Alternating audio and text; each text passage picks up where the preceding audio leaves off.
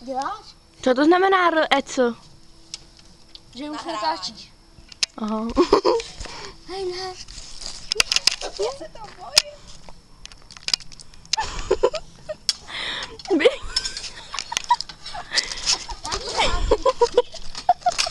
Natáčí to pořádně.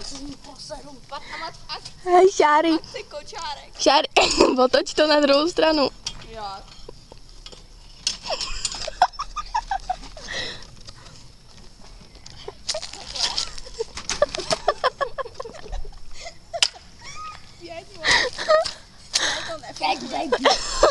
Ale je jako tím tou korbou dolů. Kiki, a to bude kyčárku. Jedem. Dobrý. Bude propíchni mě. Drž. Natáčí to pořádně. Je.